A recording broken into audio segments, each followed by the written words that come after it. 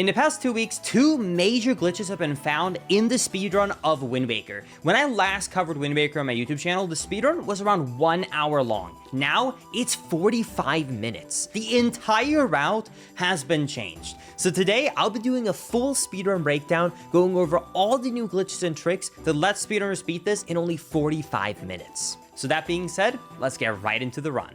Now for the start of this run, we want to immediately perform a glitch called a manual super swim to get off of this island as quickly as we can. Now if you've seen any of my previous videos, you might have heard me explaining this trick before, right?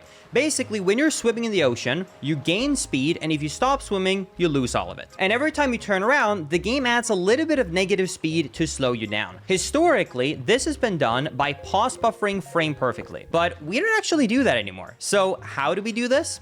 Well, by building a lot of strength and stamina, if you move the analog stick at least minimum 16 times per second, but for consistent speed, you want to hover around 20 times per second, you can get all of the speed by just moving the analog stick stupidly fast. So you can see right now that by turning around really quickly, I'm able to build up tons of speed and moving around. So I'm going to be doing this over and over again right now, and it's really hard to do this while I'm talking.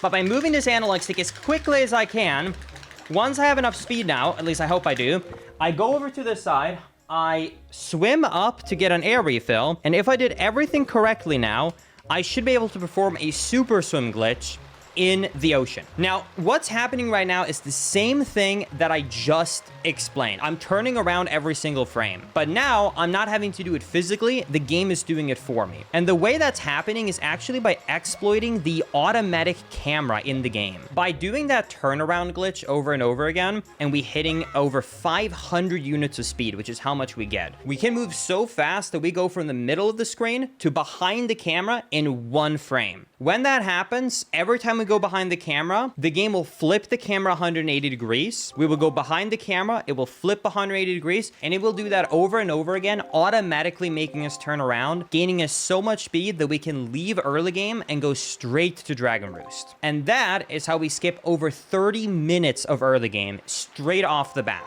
Now, we really want to make it here as quickly as we can to Dragon Roost, because this is where we obtain an item called the Wind Waker. Not only is the Wind Waker useful for casual, like, changing wind direction, playing certain secrets to spawn chests, but for speedrunners, we can perform a glitch called storage. Now, storage can be used all over the place, and one of the main features of this is specifically for super swimming. So remember how I just explained how if you turn around every frame in the water, you will be able to gain a lot of speed? Well, we can actually do that without having to move the analog stick as much as I just did. So, when you have the Wind Waker out, you are stuck in this mode. But if you pay attention, if I turn around here and I take this out, do you see how Link is always facing the camera, even if I'm looking away when I take it out? That's because this has what's called a locked camera, where you have to be facing the Wind Waker mode. Now, what Wind Waker storage glitch is that you want to climb up a ledge, take it out when you're falling, and then cancel it exactly 3 frames before you land. If you do that, you will notice that instead of just canceling the Wind Waker like normally,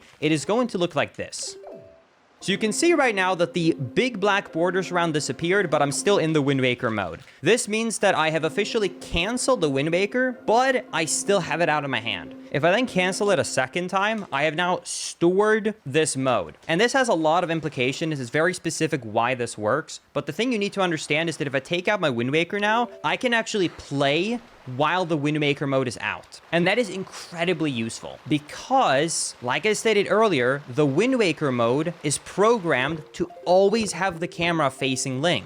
So by being able to walk around in this mode, and specifically being in the water too, it lets me just hold up on the analog stick and the game will turn around for me. And that's the general principle of storage. In a very simplified explanation what storage does and why it's called storage, you can imagine that everything in the game has either a restrictive or an unrestricted mode. So anything restricted would be like talking to an NPC, opening up a chest, taking out your Wind Waker. With the Wind Waker mode, I can only play an instrument. I can't walk around or talk to someone. And by doing that fall glitch with the Wind Waker, where I actually cancel it 2 times, one time time right before I land and then one time after I've landed, the game is going to remember that I have canceled it an additional time. You can almost see it as I'm like in -1. So the next time I do anything that should try and kind of put a restrictive mode on Link, instead of putting me in, you know, a restrictive state, it will remain in a playable area. So that's why I'm able to walk around and do a bunch of other things. Now, you might be noticing, by the way, in the background, while you've been listening to this explanation, that I'm in Forsaken Fortress right now. What just happened? Like, why am I here? So this run will not stop with the glitches. So what ended up happening earlier right there was that I super swam all the way to a submarine in the ocean. And inside of this submarine, there was moblins with lanterns. Now, if you played Wind Waker, you might know that this is the same enemy that you'd only see in the ocean, but you also see in Forsaken Fortress as the guards. Now, to save memory and not have to make two identical models with different properties, one being a guard and one being an enemy, the developers thought of a really clever solution to decide if it should act as a guard or an enemy. It looks if you have a sword in your inventory, and if you don't, then it's going to realize you should be an FF1, and it's going to act as a guard. But with sequence breaking, we were able to be without a sword in the overworld where you're not supposed to. So by then going over there, the game is going to go, oh, he's an FF1, which, by the way, sorry, stands for Forsaken Fortress 1. So it activates the guard animation, it throws us in jail, teleports us to Forsaken Fortress 1, which is where we are now. Now, once I'm here, I'm going to be running around here and picking up a couple of rupees, and I'm going to perform my second storage glitch here. Now, do you remember earlier that I mentioned that when you do storage, you store different events, and you can get properties from that? Here is the second example. Look at this chest right here. If you see how close I can walk to this chest, I can't get that close. I cannot open it fully. So I'm going to store opening this chest up.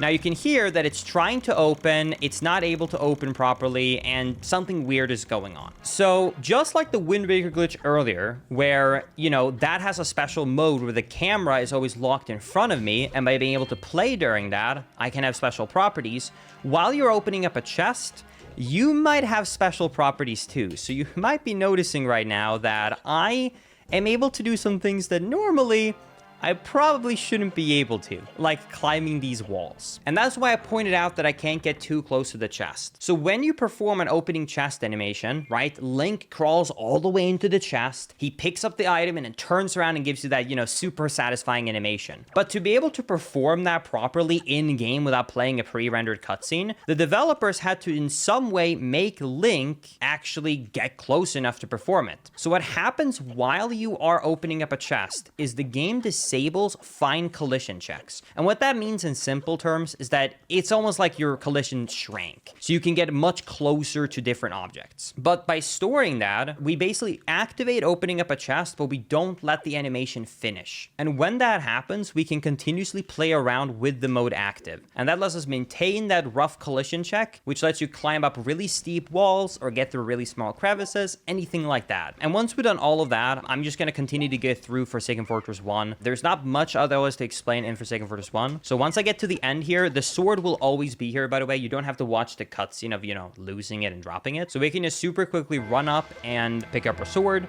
And once we've done that, we can now take down this first enemy / guard. 1, 2, 3, 4, 5. Spin attack. And that's it. And once we've done that, we can now enter this cutscene. And this cutscene is quite long, so I'm going to skip past it. But before we get to Windfall and get into the brand new route and the new glitches, I just want to say a quick word from today's sponsor. Today is an exciting day because Manscaped just released a brand new Chairman Pro package, an all-in-one set that features everything you need for a perfect shave. But let's start by talking about the brand new Chairman Pro foil shaver. And this is something else. I mean, just look at this thing. It comes with a 4-blade foil, it's super easy to use, it follows your skin perfectly thanks to its flexibility, and it has this nice LED screen and light, plus a 75-minute battery life on a single charge. Trust me, from my experience, you get a result of a basically actual razor, but in a fraction of the time. Plus, if you can grow a beard and you want to keep it sharp, then the package also comes with a precision lock, which has 3 predefined lock positions. But the package also comes with 2 additional products, the Power Shave Gel and a face soother. But seriously, you can't go wrong with this package. I mean, I fell in love with this myself, and I will be switching to using this full time for my shaving. So if you want to check it out yourself, then you're in luck. Because if you go to manscaped.com/Linkus7 and use promo code Linkus, then you will get 20% off your order. Plus, free shipping. So what are you waiting for? Click the link in the description of this video. Thank you so much, Manscaped, for supporting the channel. But that being said, check it out. And let's get back into the video. All right, now once we spawn back onto Windfall, we have a couple of things we need to do before we can start with the new route. So the first thing we need to do is we have to head over to Tingle and actually get our hands on the Tingle Tuner. And we also want to pick up some rupees. This route will very heavily use a couple of glitches that mandates the use of the Tingle Tuner. So we're gonna run up here, we're gonna open this door, and then we're gonna enter here. Now, if you've not used the Tingle Tuner before and you're kind of confused about the item, long story short, it's an accessory that lets you connect a Game Boy Advanced to your GameCube, and the main feature of it is a live updating map, but it also has a small shop that lets you buy things like 10 rupees for one bomb or 20 rupees for a really weak potion, stuff like that. They're genuinely scam-based prices and items, and a casual would probably never use any of them. However, it is very useful for speedrunners to use this. Not only does it activate a couple of glitches you'll see later on, but it's also just really convenient since, you know, as a speedrunner, it might be faster to get some extra rubies and buy, let's say, a heal or magic in a random place than, you know, going and picking up some magic that a casual might. But either way, once we're done with Tingle now, we're gonna leave this house. And once we've gotten out here, we now need to do a new glitch called door storage. Now, if you watch my previous runs, you will have never seen me do door storage before, because this is very, very specific. So I am going to get storage here again. And once I have storage, I'm gonna jump down in the water, get this text box stored, and then do something really weird. So what I have to do is I have to have a text box up on my screen, which I can do by taking out the Wind Waker like this. And then I have to open this door up and then finish this text box exactly 2 frames after I press A. If I do it at the right time, you can see that I can now walk through objects. So remember earlier how I mentioned that chest storage shrinks your hitbox? Well, what if I were to tell you that even when you're opening up a door in Wind Waker, the collision does not move. The door you see opening is actually just visual. What actually happens internally in the game is the game basically turns on no clip and walks through the invisible wall where the door should be and enters the loading zone. And then, you know, it resets the state and you would never know this. But by interrupting the door at that specific time, we can maintain this state. Now, we can still stand on the ground, but any wall detection that's in front of you doesn't really take place, as you can see. So once we're in this state right now, we can do a lot of really interesting glitches. So I'm gonna climb up this tree right here, and my objective right now is to be able to super swim while I have this random, you know, no clip state active. And this is all new. There's no other previous route that's gotten this no clip state before. So I'm going to jump down here into the, by the way, you can see I can just, run through walls. So I'm gonna jump into the ocean and I'm gonna perform a super swim right now. And my objective right here, I'm gonna summarize this, is I'm gonna super swim down all the way to Forest Haven. I'm gonna be skipping the cutscene that is like the opening cutscene of seeing Forest Haven for the first time. And then I'm gonna be super swimming to the side right here. And once I'm by the side, I'm going to just kind of slowly swim up towards this wall and it's gonna clip me up until the top. And I can then cancel this weird super swim glitch, and I'm now here. Now, the whole purpose of having this no-clip glitch is so that I can get to the top of Forest Haven without the use of the grappling hook and without doing some other glitches that were done in the past. So I'm gonna do a very precise setup right here with this wall, and I wanna make sure that I'm at the correct spot, which I am right now. Then I'm gonna line myself up here. I'm gonna do a roll and then a side hop. And you're gonna see that I can just land on this ground right here. Then I'm gonna slowly walk up, because I have to be careful. If I walk too fast, I will just clip through the wall. And then once I'm here, I'm gonna set myself up like this. And then we get to the beauty. So I'm gonna start by doing a jump slash, and what happens is Link lands on the wall for like a split second, and then he falls down because of a weird collision.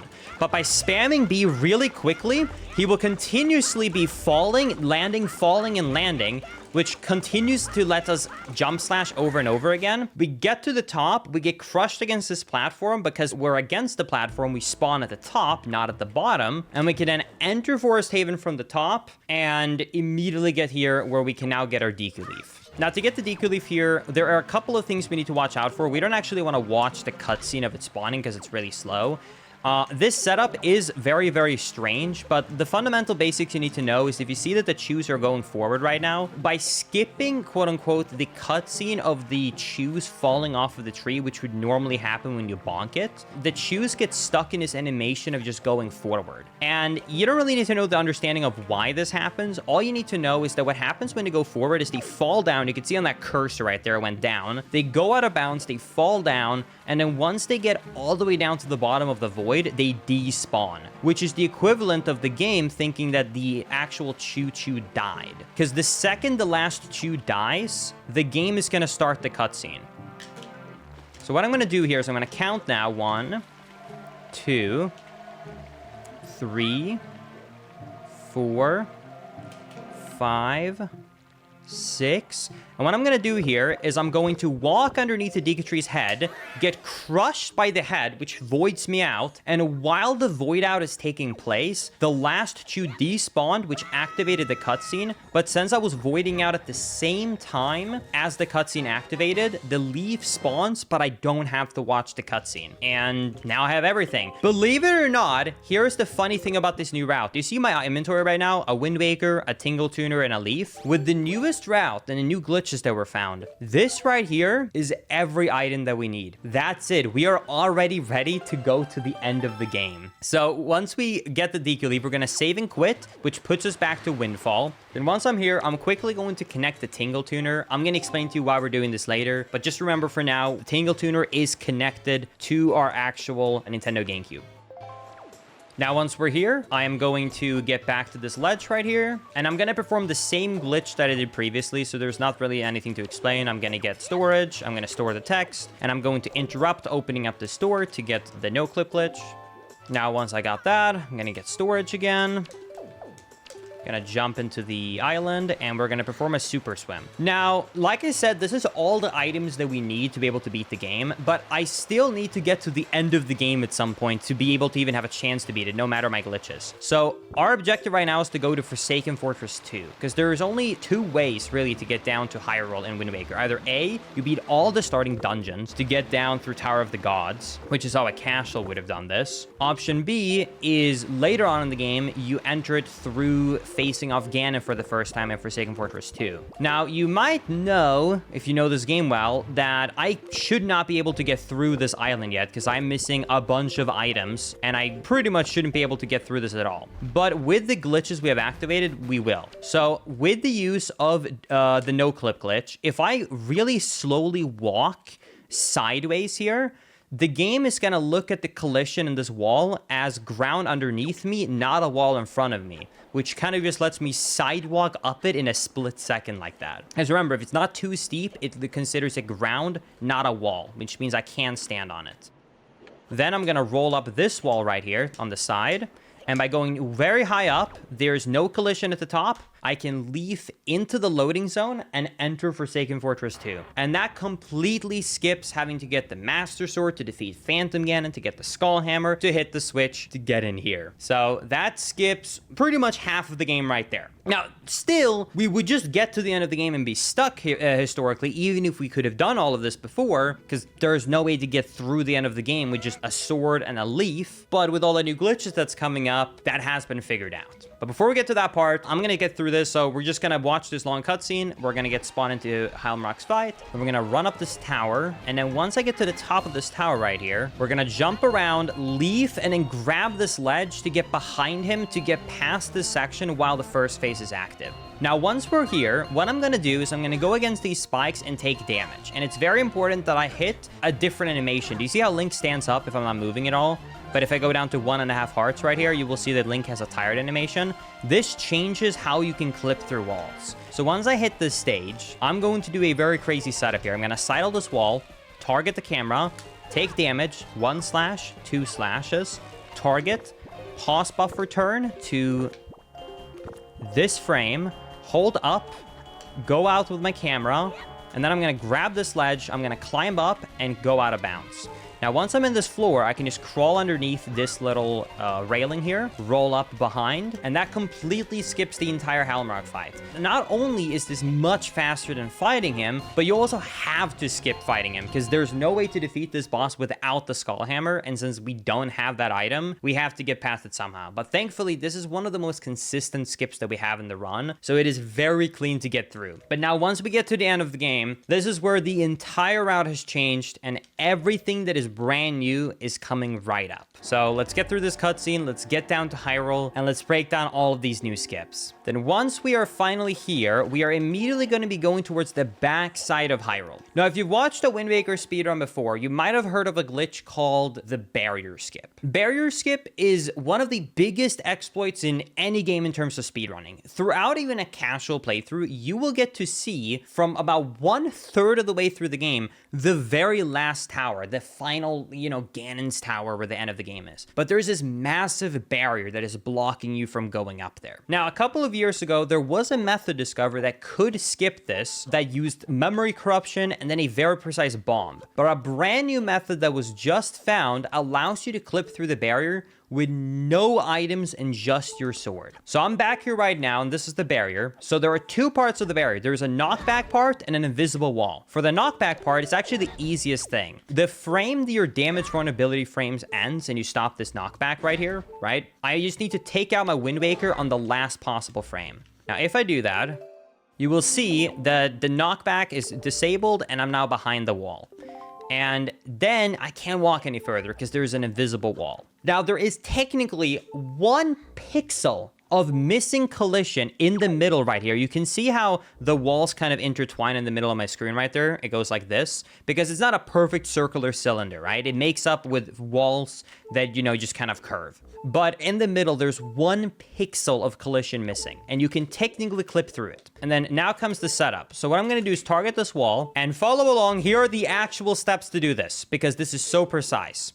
Side hop, roll, frame perfectly backflip out of the roll. Turn around, target slash, take away your item, turn to the right without walking.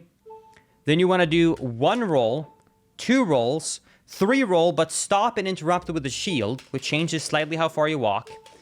Target this wall, zoom in, camera out. When the camera starts to pan automatically, do a frame perfect turnaround, zoom in, zoom out, wait for the camera to pan, do a perfect turnaround, zoom in, pause buffer about 10 frames to the right until you get to this frame, go out, blow your leaf, zoom in, buffer until you get to this frame, and if you get all of that right, you can now take out your sword, turn around, pause the game, hold up, and if I did all this right and I pause buffer to the correct frame, and I slash my sword, I can clip through.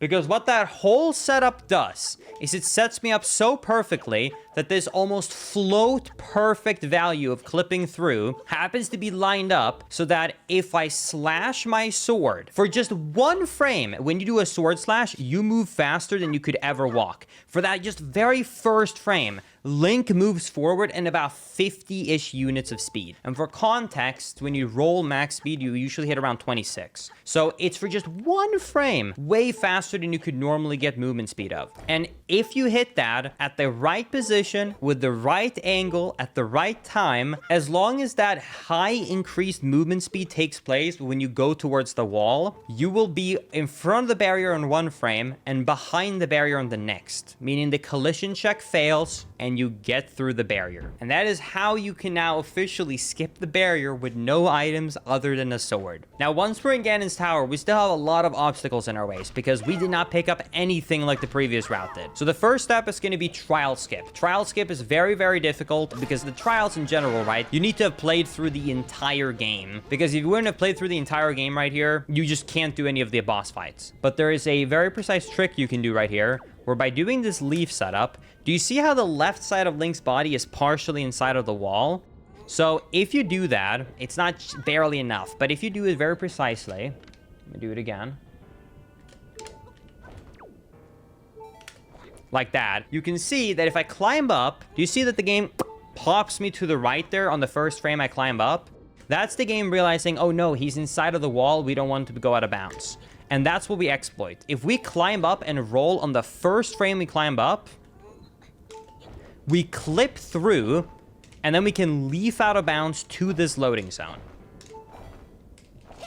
So we leaf into the loading zone, we skip all of the trials, and now we're back here. Now, once I'm back here, I'm gonna take some damage because I actually want to get down to about 1/4 of a heart because some very specific glitches are coming up. Now, I need to explain some lore here because this lore is so interesting. Historically, we have never been able to use the Tingle Tuner in Ganon's Tower. On the screen right now, it's black and there's a tiny text right here that says that you cannot use it because the Tingle Tuner does not work in Ganon's Tower. It is been disabled because there's no map. If I press D-pad up, nothing happens. Why am I mentioning that? Well, about 3 weeks ago, a discovery was made. If you, while the Game Boy is connected, unplug the cable and get this error and plug it back in, the icon underneath your feet pops up. If you then a second time unplug it, and then plug it back in, a glitched map appears that is pitch black. There's nothing on the map here, it's just black, but it is accessible to be used,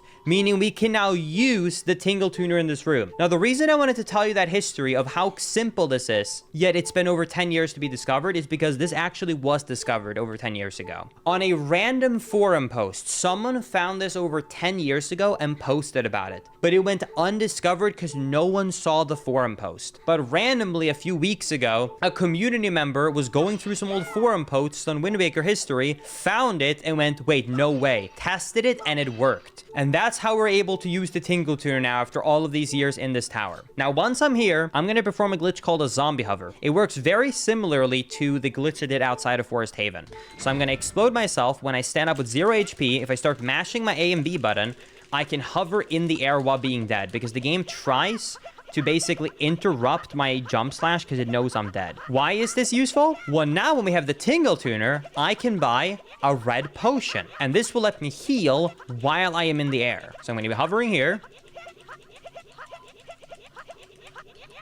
Tingle's heal kicks in. I leap forward, and then I can grab this ledge. Once I am able to grab this ledge, I'm gonna go all the way to the right side, and I can climb up inside of the wall since they didn't really check the collision that carefully on top of this door frame because you're never supposed to get up here. And that lets you skip Phantom Ganon and the light arrows. So no more light arrows or quiver is necessary for this route. Now, once I am inside of this room, I still have more problems to come because I cannot fight Puppet Ganon. There is no way to fight him. I don't have the light arrows. I don't have quivers. I have nothing. So my first step is to get storage right here. And then once I have that, I now have to take down my health with this enemy. So I'm going to get knocked by him one time here. I'm going to get hit a second time. And now I'm at 3/4 of a heart. And I have the perfect amount of health to set up the next part. So once I have this, I'm going to be rolling all the way up these endless staircases, not killing any of the enemies. And then once I'm here, I now have to do basically 3 glitches back to back.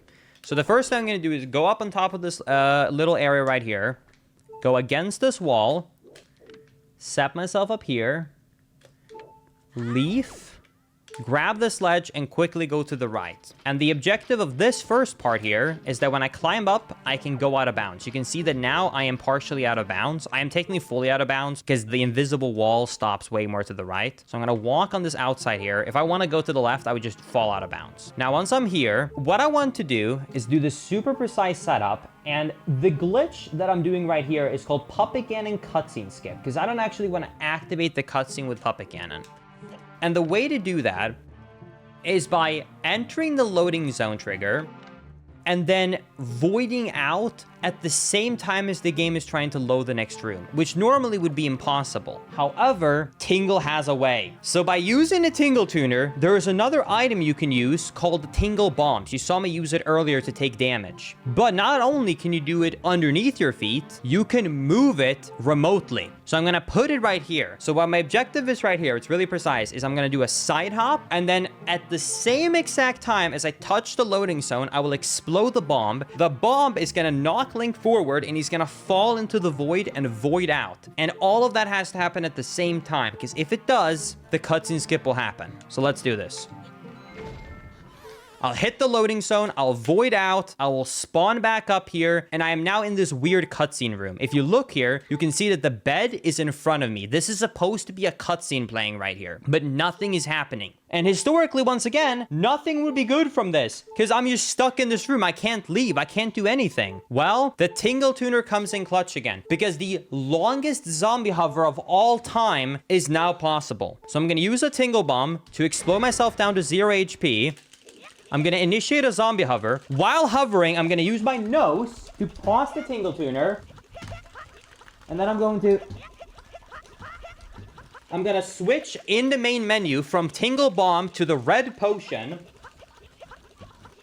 I have it activated now, and now all I have to do is press B to buy the red potion, and it will start. Now, this smashing has to be fast, so you want to aim for around 15 times per second. However, this trick will still work if you mash slower. Usually, because this hover is over a minute long, I only hover about 13 to 14, but it's over a minute of mashing. So you want to keep going as fast as you can to go up this room, and then once I get here now, I'm going to activate the starting purchasing animation.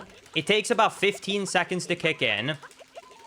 So Tingle is currently trying to decide if he should give me the heal. I'm going to get here.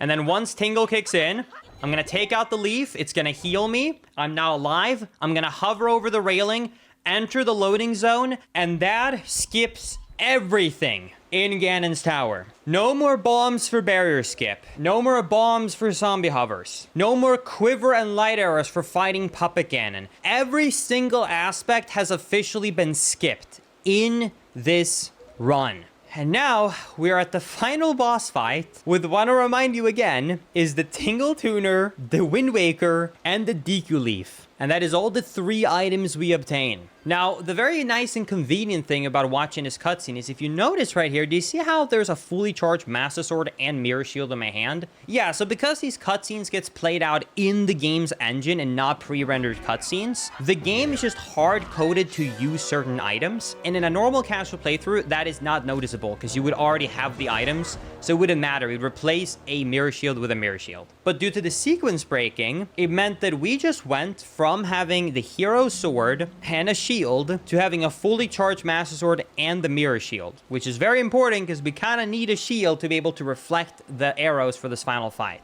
But now once we're here, it's time to go through this cutscene and get into the final boss fight. And now for this final boss fight, thankfully because we have 3 hearts, it's actually quite a lot if you know what you're doing. So I'm going to jump slash, spin attack, insta-talk to Zelda to activate a second light arrow. Then I'm going to spin attack twice again, talk to Zelda, and then head over here so he's facing away from Zelda. The light arrow is going to hit him, and that activates phase 2. Because you just have to deal a certain amount of damage during phase 1, and then it doesn't enter the next phase until he's been hit by a light arrow. Then I'm going to be trying to hopefully get him to do a parry. Thank you. I'm going to do a parry, 2 quick spins, backflip. He should start another one.